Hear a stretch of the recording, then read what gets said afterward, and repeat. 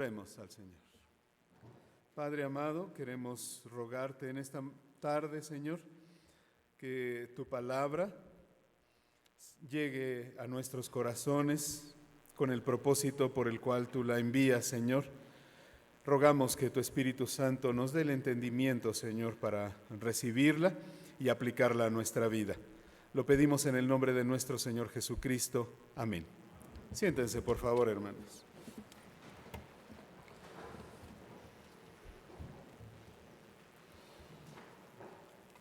Cuando nuestro Señor Jesucristo estuvo entre nosotros, hermanos, entre el pueblo, ¿verdad? Vino en su ministerio terrenal, se veía como uno de nosotros, hermanos, como un ser humano, ¿verdad? Una persona. Incluso la gente decía que no es el hijo del carpintero. Conocemos a su madre, a sus hermanos, sus hermanas. Se veía como nosotros nos vemos, hermanos. Y entonces cuando él enseñaba, ¿verdad?, acerca del reino de Dios, pues la gente, ¿por qué tenía que creerle, verdad? Y dice la palabra de Dios que Dios le dio, ¿verdad?, la facultad de realizar maravillas, prodigios y señales, dice el libro de los Hechos en su capítulo 2, y que con esto, ¿verdad?, Jesús Nazareno era un varón aprobado por Dios entre vosotros. Esto lo está diciendo Pedro en su discurso ahí en Pentecostés. Así que, hermanos, las señales, los prodigios y los milagros que nuestro Señor Jesucristo realizó en su ministerio terrenal eran la prueba de que su mensaje venía de Dios. De hecho, Nicodemo así se lo dice: nadie puede hacer estas cosas si no viene de Dios. Así que, hermanos, con esto en mente, vamos a abrir nuestra Biblia en el Evangelio de Marcos, la lectura que hicimos, para acercarnos a este milagro que realizó nuestro Señor Jesucristo. En el Evangelio de Marcos es el penúltimo milagro, hermanos, realizado por nuestro Señor. Después de este solo sanó en el camino a Jerusalén, de Jericó a Jerusalén, a un ciego,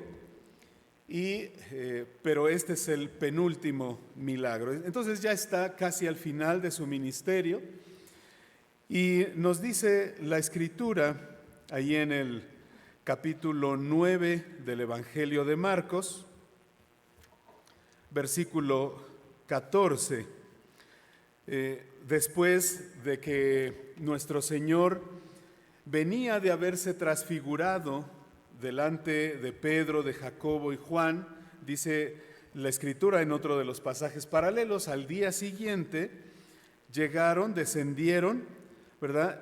Y cuando llegó a donde estaban los discípulos, dice que vio una gran multitud alrededor de ellos y escribas que disputaban con ellos.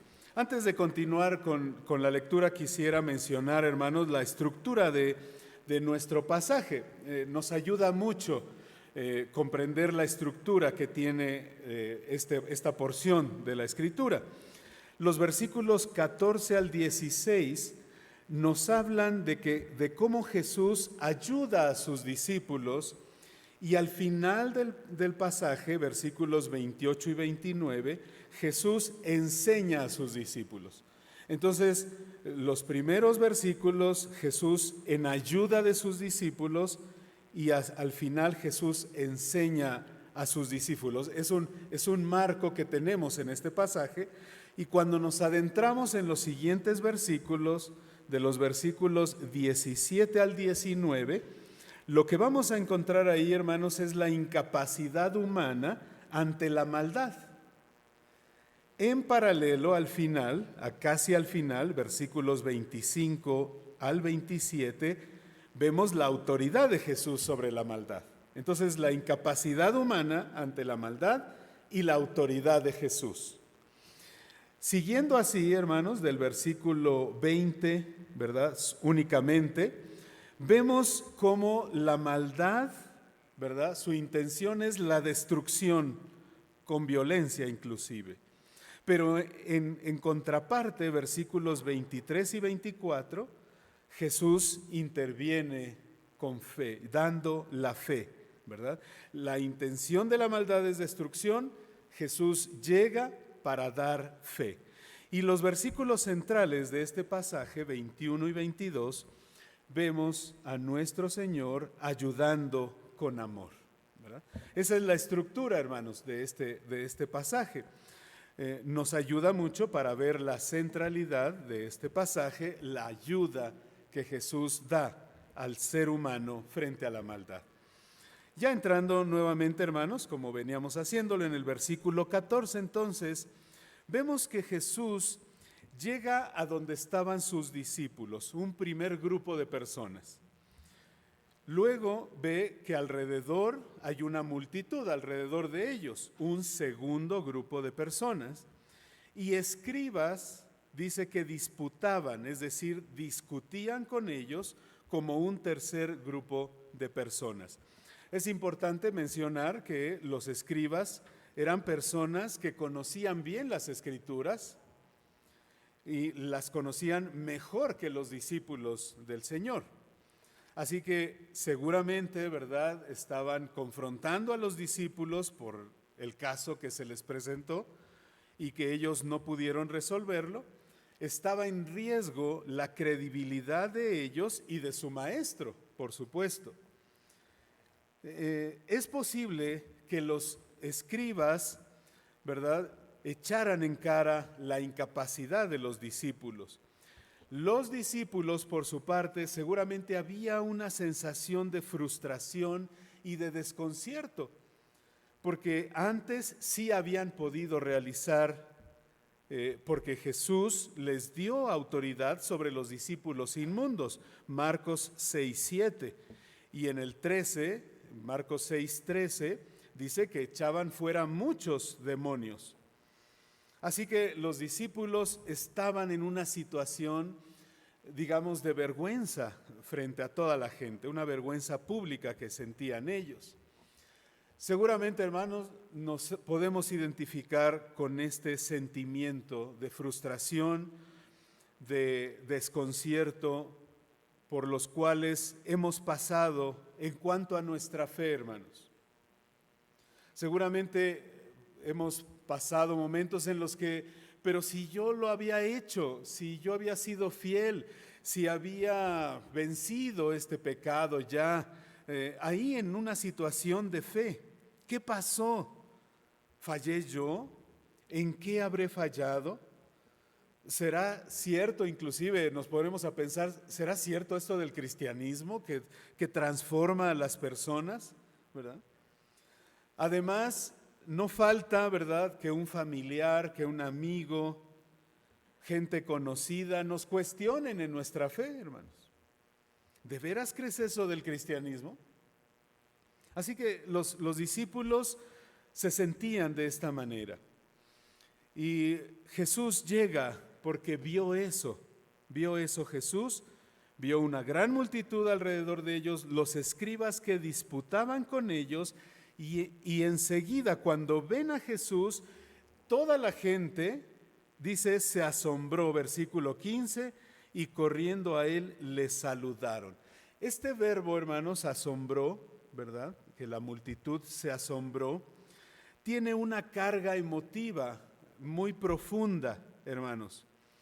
Es algo así como angustia, como espanto, ¿verdad? Hay otros dos pasajes en donde se menciona este verbo. Uno de ellos es precisamente lo que sentía nuestro Señor en Getsemaní, en Marcos 14:33, ahí se traduce como se sentía angustiado. Y en Marcos 16:5, cuando ven la tumba vacía, dos de sus discípulos, dice que se espantaron, se asombraron, ¿verdad? Entonces este verbo implica, ¿verdad?, angustia, espanto, asombro, es nuestra traducción. Quiere decir, hermanos, que la gente, ¿verdad?, la multitud, incluyendo a los escribas, al ver llegar a Jesús, a quien estaban criticando a través de sus discípulos, ¿verdad? Pues bien, ven que ahí viene Jesús, ¿verdad? Con esta mezcla de emociones, hermanos. Y como muchos de nosotros en situaciones parecidas, pues lo que hacen, ¿verdad? Corren y le saludan, ¿verdad? Seguramente también nos identificamos con esto, hermanos, cuando estamos hablando de alguien y se aparece, ¿verdad? Ahí llega y hay un cambio de emociones en nuestro ser, ¿verdad? Porque estábamos tal vez criticándolo como ellos, ¿verdad? ¿Y qué hace? Ah, qué gusto que te tenemos aquí, ¿verdad? Bienvenido, lo saluda. Justamente estamos acordándonos de ti, ¿verdad? Bueno, esto es lo que vio la gente, hermanos, y saluda al Señor. Y luego el Señor va directo al grano. Versículo 16. Él les preguntó, ¿qué disputáis con ellos? Podemos comprender, hermanos, que se estaba dirigiendo a los escribas, porque es la misma frase del versículo 14. Los escribas que disputaban con ellos. Así que versículo 16, Jesús les preguntó, ¿qué disputáis con ellos? Con mis discípulos. Como diciendo, ¿verdad? A ver, ¿están criticándolos a ellos? Aquí estoy yo. Hablen conmigo, ¿verdad? Jesús, ¿verdad? Entonces ve que los escribas pues no contestan, ¿verdad? Quizá temían debatir con Jesús, quizás estaban confusos por su llegada sorpresiva y mejor ya no dijeron nada, ¿verdad? Los discípulos notamos que también callan, a lo mejor, ¿verdad? Ahí por pena, por vergüenza, ¿verdad? Quizás confiando en que Jesús pues ya llegó, el que hable, ¿verdad? Pero el que sí respondió, hermanos, el que sí respondió fue un padre muy angustiado. Cuando hicimos la lectura, hermanos, quizá nos faltó darle un poco de énfasis a las palabras del Padre. Versículo 17. Maestro, traje a ti mi hijo, que tiene un espíritu mudo, el cual donde quiera que le toma le sacude y echa espumarajos y cruje los dientes y se va secando. Y dije a tus discípulos que lo echasen fuera y no pudieron. Quizá este es el tono, no lo sé, hermanos, donde el padre desesperado, ¿verdad?, describe una imagen miserable de su propia familia, ¿verdad? Lo toma, el espíritu le sacude. Este verbo de sacudir, hermanos, implica aplastar, zarandear, romper en pedazos. Eso era lo que sentía el padre al haber visto a su hijo así. Seguramente tenía llagas, heridas. No había esperanza de una vida normal. No podía pensar en que su hijo se podría casar o iba a tener hijos. Dice, se va secando, se pone tieso, ¿verdad? Ausencia de movimiento. Por lo general, hermanos, los demonios no hacen conocer su presencia, no se dan a conocer. Prefieren, ¿verdad? Como dice 2 Corintios 11:14, se disfrazan de ángeles de luz. Pero durante el ministerio terrenal de nuestro Señor, lanzaron su ataque contra Él, hermanos. Y Jesús los desenmascaró, obligándolos a rebelarse, aunque esto no fuera su deseo. Y inclusive a muchas personas les parecía, ¿verdad?, que esa persona con el demonio, con el espíritu, tenía un desorden mental. Tal vez lunático, dice en algunos pasajes, epiléptico, ¿verdad?, algunos ataques. Pero esta es, hermanos, la verdadera cara de la maldad, hacer miserable la vida del ser humano. Y el pecado, hermanos, como manifestación de la maldad, debemos reconocer que no nos parece tan malo. Pero así es como se ve realmente el pecado, la maldad. El chisme, la pornografía, la rebeldía, porque ¿qué de malo tiene hacer un comentario, verdad, que los demás necesitan conocer? ¿O qué de malo tiene ver a una mujer hermosa que no es tu esposa? ¿O qué de malo, verdad, ir en contra de la autoridad? Eso me da mayor independencia. Muchas veces, hermanos, lo malo se ve bien, se siente bien, pero su fin es destruirte. La maldad, el diablo, los demonios, el pecado no tienen el propósito de bendecirte, sino de alejarte de Dios, la fuente de todo bien. Y los discípulos de Jesús no pueden hacer nada. Ya vimos que Jesús les había dado poder sobre los demonios, pero no pudieron, no fueron capaces, no tuvieron fuerza. Sus esfuerzos fueron inútiles. Y entonces Jesús lanza una fuerte reprensión. Oh generación incrédula, dice nuestro texto en el versículo 19. Oh generación incrédula, gente que no quiere creer. Porque en la incredulidad, hermanos, está mezclada la impotencia con la falta de voluntad para creer. Está mezclado. En el curso de campamentos que llegamos a dar, hacíamos un juego para comprender esta parte. En un círculo, ¿verdad? A cada uno le íbamos preguntando, di una frase que no puedes hacer. Y ya cada quien iba diciendo algo, ¿verdad? Yo no puedo levantarme temprano. Y así cada uno iba diciendo. A ver, ahora terminábamos y la siguiente ronda vas a decir, en vez de no puedo, no quiero. Y entonces decía, no quiero levantarme temprano. Entonces quedaba más claro, hermanos, ¿verdad? Entonces, la generación incrédula, aparte de su incapacidad, es porque no quieren creer, hermano. No quieren creer. Mencioné que a estas alturas del Evangelio de Marcos, nuestro Señor ya había hecho muchos milagros. Y yo conté los pasajes, hermanos, me di a la tarea, y este es el número 22 en el Evangelio de Marcos. Pero no milagros personales, individuales. Hay pasajes, los que dice, y sanó a todos los que estaban ahí. Entonces son 22 menciones que se dice que Jesús hizo una señal, un prodigio, un milagro. 22 veces.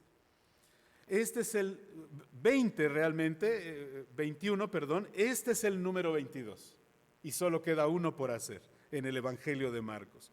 Por eso, hermanos, dice, oh generación incrédula. Me han visto, han escuchado, han oído la fama de que puedo hacer de lo que yo he hecho. Y todavía ustedes, las personas de este tiempo, eso es lo que implica generación aquí, ¿verdad? Las personas de este tiempo no creen, no tienen fe, por eso ¿hasta cuándo he de estar con ustedes? ¿Hasta cuándo los voy a soportar? Hay una mezcla en estas palabras, hermanos, de indignación, de tristeza por esta generación que vio tantas señales. Y la expresión o, ¿verdad? La interjección o, que viene literalmente en el griego, nos habla, hermanos, de una emoción de parte de Jesús, de que le está doliendo la incredulidad de esta generación. Lo vuelve a decir esta interjección o, allá en Lucas 24:25, oh insensatos y tardos de corazón para creer todo lo que los profetas han dicho. Nuevamente lamentando la incredulidad, hermanos, a los dos discípulos que iban camino a Emaús. Es decir, hermanos, la falta de fe le ocasiona a Dios dolor, indignación, tristeza, hermanos. Por eso es que la Escritura dice, sin fe es imposible agradar a Dios. Hebreos 11:6. Nuestra falta de fe, hermanos, pues trae profundo dolor a Dios. Porque, hermanos, ponemos en duda su carácter y la veracidad de sus promesas. Nunca debemos regresar a nuestro estado de falta de fe. Dejémonos de excusarnos, hermanos, diciendo, es que soy humano, tú sabes. Hermanos, Dios nos ha dado los recursos necesarios para pelear contra las dudas de nuestro corazón. Y sabemos, hermanos, que la fe se expresa de muchas maneras, solo quiero señalar dos. Una es confiando en lo que Él ya ha dicho en sus promesas. Pero la otra, hermanos, porque en medio de las promesas hay mandamientos. Y entonces la fe, por eso en algunas traducciones encontramos la palabra fidelidad en vez de fe, porque los mandamientos de aquel que me está ordenando, ¿verdad? Los estoy creyendo y los obedezco. Es la fidelidad. Entonces, la fe, entre otras cosas, tiene esos dos aspectos, hermanos. Normalmente, hay que reconocerlo, hermanos, hay que ser francos, ¿verdad? Normalmente, en medio de un problema o de una aflicción, aparece la duda en nosotros antes que la fe. No podemos, hermanos, librarnos de las dudas, pero debemos luchar contra ellas. Llevar nuestra alma a la confianza y a las promesas de Dios. Y por eso, hermanos, ahora, ¿verdad? Vemos que Jesús lleva a la fe, ¿verdad? Jesús nos lleva a la fe. A esa fe que podemos decir que es la confianza en lo que Dios ha prometido. En el versículo 20, hermanos, vemos la intención de la maldad en su plenitud, ¿verdad? Dice, y se lo trajeron, bueno, Jesús dice, traédmelo, ¿verdad? Después de su indignación, Jesús no se cierra, ¿verdad? No dice, bueno, mejor me voy con otros que sí crean, ¿verdad? Ahí quédense ustedes con sus problemas. No, traédmelo, muestra compasión. Versículo 20, se lo trajeron y cuando el espíritu vio a Jesús, sacudió con violencia al muchacho, quien cayendo en tierra se revolcaba echando espumarajos. Jesús se dispone a hacer lo que los discípulos no pudieron y por eso ordena que se lo traigan. El espíritu sacudió con violencia al muchacho. Hay una expresión que no la vemos en nuestra traducción, ¿verdad? Dice, es una expresión que implica que el espíritu, cuando vio a Jesús, inmediatamente sacudió con violencia. Inmediatamente fue la reacción de este espíritu, ¿verdad? Y por eso, ¿verdad? Lo tiró a la tierra, lo revolcaba, echaba espumarajos, ¿verdad? Parecía, hermanos, como si el demonio desafiara a Cristo, como si Jesús no fuera capaz. Y esto, hermanos, también nos llega a suceder, ¿verdad? Cuando estamos en algún pecado y viene a nuestra mente la palabra, nos redarguye, ¿verdad? Hay momentos en los que aumenta la maldad en nosotros, ¿verdad? Porque vemos que se acerca Jesús, vemos la palabra de Dios acercándose a nosotros, viniendo a nuestra mente y podemos caer en esta reacción. Pero Jesús ayuda con amor, hermanos, ¿verdad? Nuestra cuarta sección, versículos 21 y 22. Jesús ayuda con amor. Vean que Jesús le pregunta al Padre, ¿cuánto tiempo hace que le sucede esto? Esta pregunta, hermanos, obviamente no es porque Jesús no la supiera. Lo que hace con esta pregunta es como cuando vamos al médico, ¿verdad? Y ustedes que son médicos seguramente lo hacen y nosotros como pacientes lo hemos escuchado, ¿verdad? El médico nos pregunta, a ver, ¿desde cuándo? ¿Desde cuándo tienes eso? Obviamente tiene el propósito, ¿verdad?, de detectar los síntomas, etcétera, pero eso nos da tranquilidad, hermanos. Estamos hablando con alguien que se interesa en nosotros, ¿verdad? Vemos ese interés del médico. Y aquí, a esta pregunta, ¿verdad?, el padre responde desde niño, pero no se queda con esa respuesta, hermanos, sigue contando su historia, ¿verdad?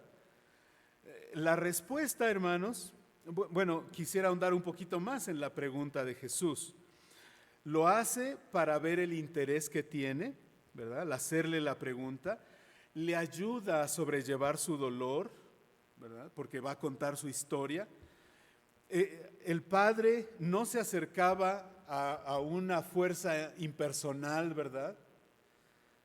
Sino que Jesús deja ver la compasión de Dios al hacerle esta pregunta. Le importa el dolor y el sufrimiento humanos.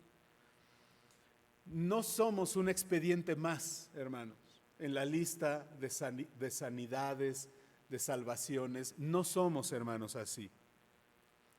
No somos una cara anónima en medio de la multitud. Así nosotros, hermanos, Jesucristo vela por cada uno de sus hijos. Pero también deja ver la magnitud del problema, hermanos, desde niño. No tiene una semana que sufre estos ataques del demonio, sino desde la niñez, hermanos. Toda su vida.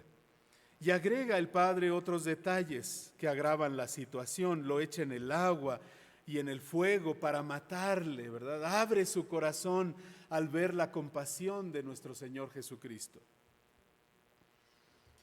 Y ahora se anima a hacerle una petición, ¿verdad? Todavía con cierta duda, pero, ¿verdad? Versículo 22, pero si puedes hacer algo, ten misericordia de nosotros y ayúdanos. Si puedes hacer algo, hermanos, ha tratado con sus discípulos y ahora viene el maestro. En ese tiempo, hermanos, los discípulos hacían lo que hacía su maestro. Entonces, no está tan seguro este hombre, ¿verdad?, de que Jesús le pueda ayudar. Por eso le dice, si puedes hacer algo, ten misericordia de nosotros y ayúdanos. Y el verbo ayúdanos aquí, hermanos, es enfático en corre y ayúdame. Y necesito desesperadamente, ¿verdad?, tu ayuda. Es una expresión desesperada, hermanos. Y nosotros seguramente hemos llegado a dudar de Dios. Es decir, cuando empezamos a escuchar el mensaje de salvación, podemos ponernos a pensar, ¿de verdad nos perdona por gracia sin que yo haga nada? Se nos hace difícil. ¿De verdad, si ya somos salvos, hemos creído, ¿verdad? ¿De verdad ya nos ha salvado? ¿De verdad tiene poder para librarnos del pecado? Porque todavía veo pecado en mí. ¿Nos librará del castigo eterno? ¿Verdad? ¿La muerte de Cristo será suficiente? Porque, hermanos, nuevamente, los pasajes que encontramos en los evangelios es una historia, ¿verdad?, ilustrativa de verdades espirituales. Las sanidades como señales que aprobaban al que las hacía, a nuestro Señor, servían de ilustración, ¿verdad?, de situaciones espirituales, ¿verdad? La sanidad nos habla de la salvación, ¿verdad? Y entonces, estos pasajes, hermanos, nos ilustran el poder de Dios para que confiemos en Él para salvación. Porque, hermanos, la fe en su significado primario es poner nuestra confianza en algo, ¿verdad? Tener esperanza, tener expectativa, tener certeza, ¿verdad? Tener seguridad. Luego, si nuestra fe está en Dios, ¿verdad?, muchas veces, muchas personas tienen conceptos de Dios diferentes. Pero cuando nuestra fe está en Cristo, aún puede ser que solamente en hacer milagros. Ah, sí, Cristo hacía milagros, yo lo vi, ¿verdad? La gente de su tiempo. Así que sí creo en Él como hacedor de milagros. Pero hermanos, la fe que Dios nos da a los creyentes es para que veamos a la muerte de Cristo como base de nuestra justificación. Ese es el fin de nuestra fe, hermanos, llevarnos a Cristo. Nos conduce, nos ayuda a recibir el perdón de nuestros pecados, el regalo de la salvación. Y entonces vemos cómo Jesús es el que lleva a la fe a este hombre, pero también a los que estaban presentes y por supuesto a nosotros. Versículos 23 y 24. La respuesta de Jesús. Nuestra traducción dice, si puedes creer. Consulté, hermanos, por cierto, un manual que nuestros hermanos de la Sociedad Bíblica, los traductores, los consultores, prepararon para capacitar a los traductores en lenguas indígenas. Y entonces la recomendación que hacen, por ejemplo, cuando dice espíritu mudo, ¿verdad? En el versículo 17, recomiendan que se traduzca espíritu que le quita el habla, ¿verdad? Para que no se entienda que el espíritu es el mudo, sino que es el que hizo que la gente no hablara, que el muchacho no hablara. De la misma manera, hermanos, en el original griego, la frase si puedes creer, la que responde Jesús, en el original griego es la misma frase que dijo el hombre, el Padre, si puedes. Es decir, podríamos verlo de esta manera. ¿Cómo que si puedo? Es decir, el hombre le dijo, si puedes hacer algo. Y Jesús le responde, ¿cómo que si puedo? O, ¿qué es eso de si puedes? ¿O por qué dices si puedes? Esas pudieran ser traducciones para esta frase, hermanos. Porque esta es la lección a la que quiere Jesús llegar para sus discípulos. Al que cree, todo le es posible. Al que cree, todo le es posible. No es la primera vez que lo había dicho, hermanos. Marcos 5, 34 y 36, Marcos 6, 5 y 6. Y no será la última que lo dice, Marcos 10, 27, Marcos 11, 22 y 24. La lección de que la fe es esencial para acceder al poder de Dios se aplica a toda la gente incrédula, hermanos. Al padre que estaba luchando por creer, a toda la multitud, ¿verdad?, que se burlaban de los discípulos seguramente, a los mismos discípulos cuya fe era débil y vacilante. Y además, hermanos, ellos necesitarían tener seguridad de este acceso de fe, ¿verdad?, de este recurso de fe a través de la oración. Iban a quedarse sin su maestro, así que necesitarían aprender esta lección. Y por supuesto, hermanos, para nosotros también. La fe es creer en lo que Dios ha prometido, hermanos. Hacernos bien y no mal. A veces implica decirnos que no, ¿verdad? Entonces, hermanos, tenemos que reconocer que para nosotros es también esta lección. El padre inmediatamente clama, ¿verdad? Así dice, el padre del muchacho clamó y dijo, creo, ayuda mi incredulidad. Creo, ayuda mi incredulidad. Presentando, hermanos, una fe débil y pequeña que necesitaba crecer. Pero se lo pidió a quien se lo podía dar, al autor y al consumador de nuestra fe, o perfeccionador de nuestra fe. Es decir, el Padre pide gracia para seguir creciendo en fe. Sí, admite, ¿verdad? Admite que aunque creía en el poder de Jesús, ¿verdad?, luchaba con esa duda, ¿verdad? Porque Ya había suplicado desesperadamente a sus discípulos y no habían podido. Y entonces ahora le suplica a Jesús, le ruega a Jesús que libre a su hijo, pero también le rogó para que Jesús le ayudara a liberarse de su incredulidad. Esta frase, hermanos, ayuda mi incredulidad, también tenemos que verla en su traducción con un matiz diferente, hermanos, porque ¿qué sería ayudar mi incredulidad? Pues a que creyera cada vez menos. Así suena la traducción. Pero más bien, hermanos, podríamos traducir: ayúdame a confiar más en Dios, ayúdame a creer más. Ese es el sentido que tiene. Y entonces, hermanos, podemos entender que hasta la fe más fuerte siempre está mezclada con una medida de duda. La fe no es algo que esté fuera de nuestro alcance, hermanos. Ya el apóstol Pablo lo dice en Romanos 10, 8 y 9, ¿verdad? Cerca de tu corazón, ¿verdad? Está la palabra de fe. Por muy pequeña que sea tu fe, si es genuina, hay posibilidad de que tu corazón se ablande y se curen todas tus dolencias espirituales. Nadie llegará a tener tanta fe, hermanos, que deje de luchar con la incredulidad. Es una batalla día a día, hermanos. Pero nosotros, hermanos, no podemos creer nada más por el hecho de decirnos: debo de tener más fe. No podemos, hermanos.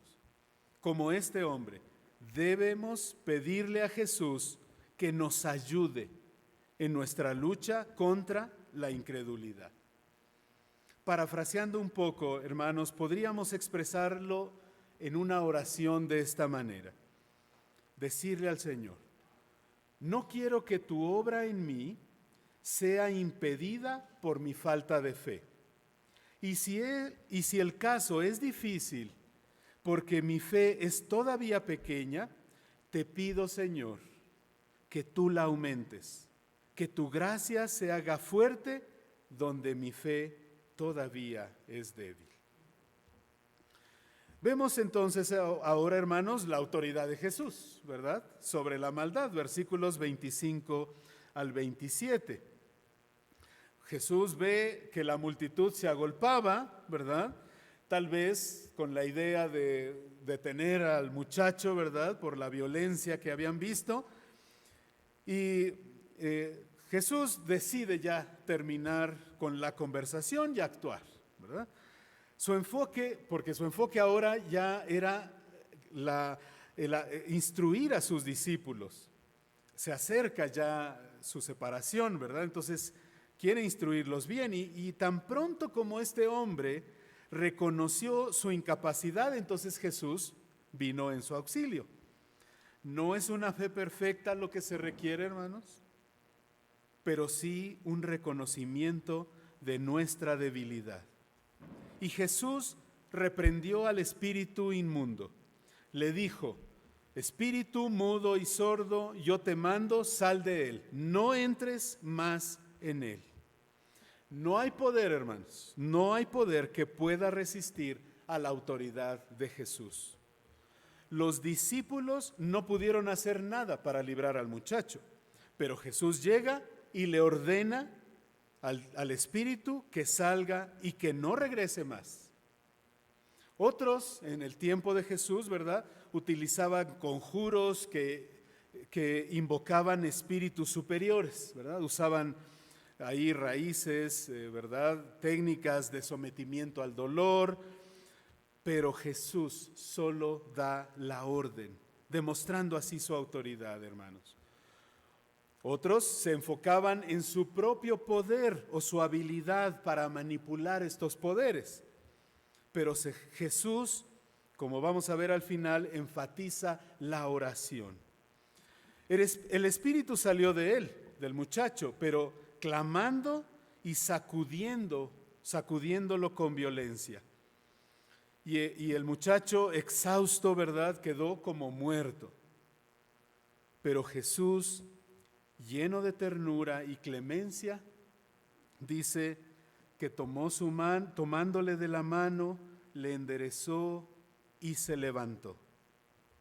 Igual que en Marcos 5, 41 al 42. Lucas agrega un detalle, dice, y se lo devolvió a su padre. Hermanos, no puedo dejar de ver un cuadro de nuestra salvación, ¿verdad? Estaba un muerto o parecía muerto, ¿verdad? Nosotros muertos en nuestros delitos y pecados. Jesús lo toma, viene a él, viene a nosotros, lo endereza, ¿verdad? Rectitud, justicia, justificación, y lo levanta, ¿verdad? Comunión con el Padre que está en los cielos, el Padre celestial. Lo regresa al Padre celestial a quien pertenece. Jesús, hermanos, entiende la aflicción de padres creyentes al ver a los hijos lejos de la salvación. Jesús tiene poder para salvarlos. Jesús tiene poder para ayudarlos, ayudar a los padres, ¿verdad?, a seguir descansando en Él, cualquiera que sea su voluntad.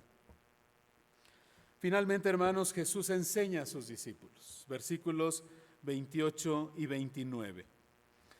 Aquí vemos a los discípulos, igual que nosotros, hermanos, que no nos gusta reconocer nuestros errores, ¿verdad?, en público, y nos esperamos, ¿verdad?, hasta llegar a casa, y ahí los discípulos le preguntan al Señor, ¿verdad?, aparte, ¿por qué nosotros no pudimos echarle fuera? ¿Verdad? Estaban desconcertados porque antes sí lo habían podido hacer.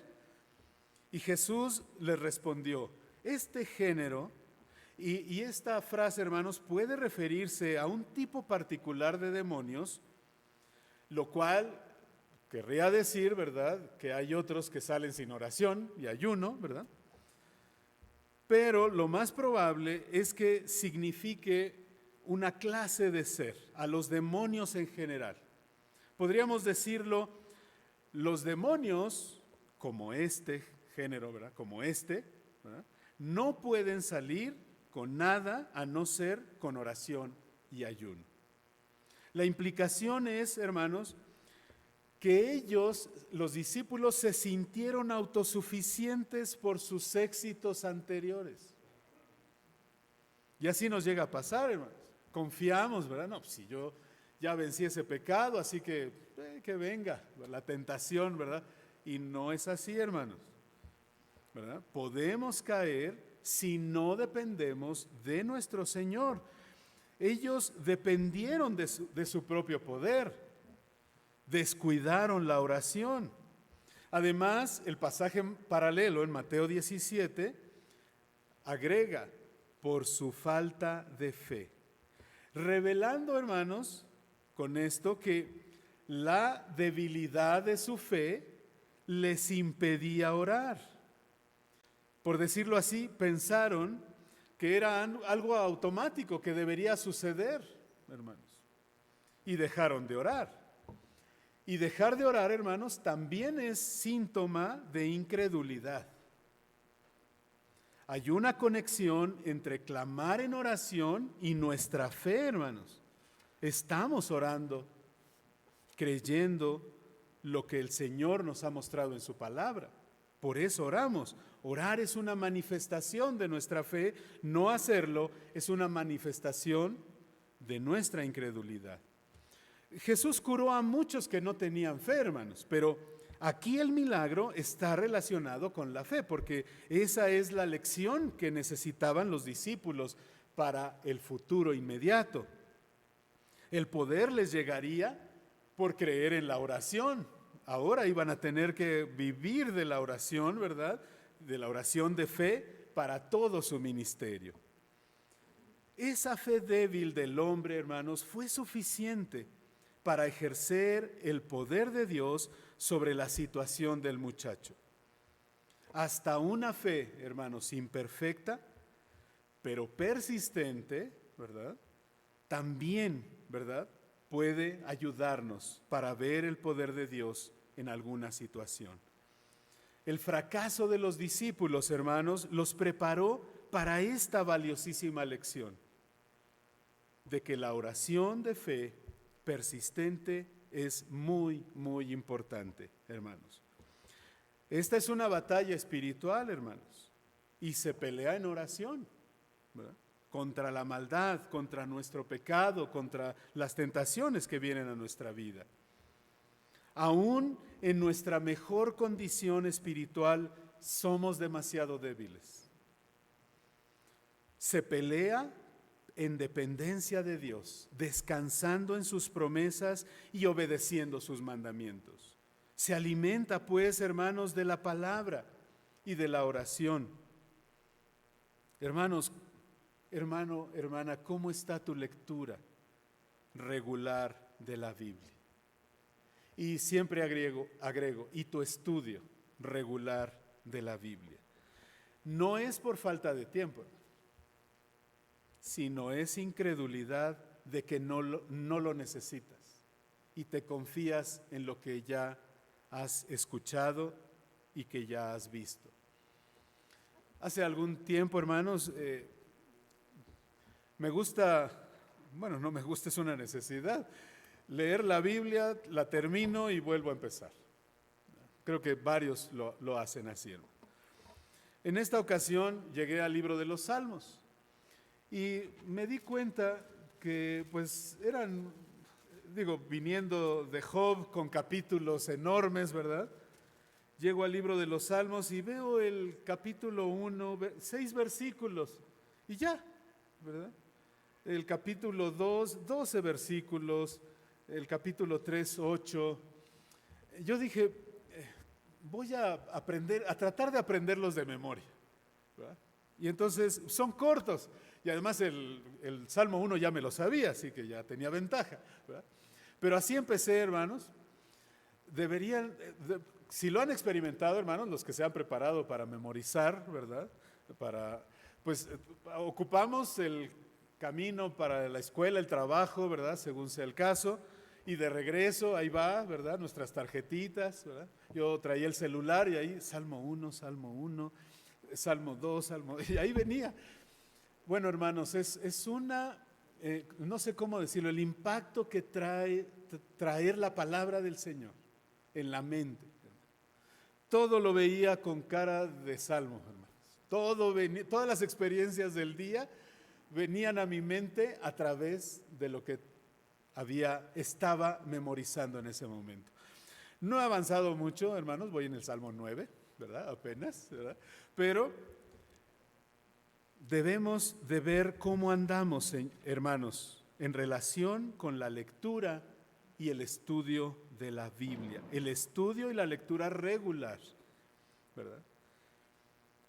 Tal vez hay dudas, hermanos, en nuestra vida, pero también tenemos necesidad de crecer en nuestra fe. Vayamos a Jesús y pidámoselo a Él. Él es un gran Salvador. Él da arrepentimiento y perdón de pecados. Y así como este padre le pidió, ayuda mi incredulidad, ayúdame a crecer en fe, pidámoselo al Señor en oración. Oremos. Padre, gracias, Señor, por tu palabra. Gracias porque nos conoces, Señor. Conoces nuestra debilidad, sabes qué darnos a cada uno. Y este pasaje nos ha mostrado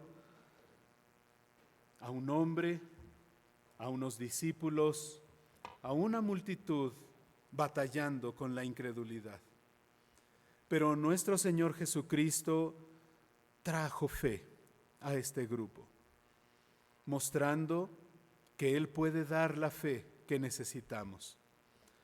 Señor, ayúdanos, aquellos que aún no han recibido la salvación, que aún no han creído en Cristo como Señor, como Salvador. Dales la fe, Padre, para que puedan comprender esta gran verdad de que nuestro Señor Jesucristo llevó en la cruz nuestros pecados, por lo cual ahora, si nosotros creemos en eso, podemos ser libertados del poder del pecado y del castigo eterno. Ayuda, Señor, a quien en esta mañana tal vez ha escuchado en otra ocasión pero todavía no ha creído. Ayuda, Señor. Y si nosotros como hijos tuyos, Señor, habiendo creído ya en nuestro Señor Jesucristo, en el Evangelio, hemos dudado de tu poder, de tu amor, de tu bondad.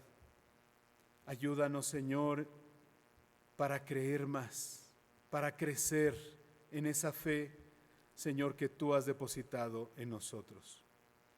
Gracias, Padre, porque con solo orar, con fe, creyendo que la recibiremos, tú la darás. Gracias te damos en el nombre de nuestro Señor Jesucristo. Amén.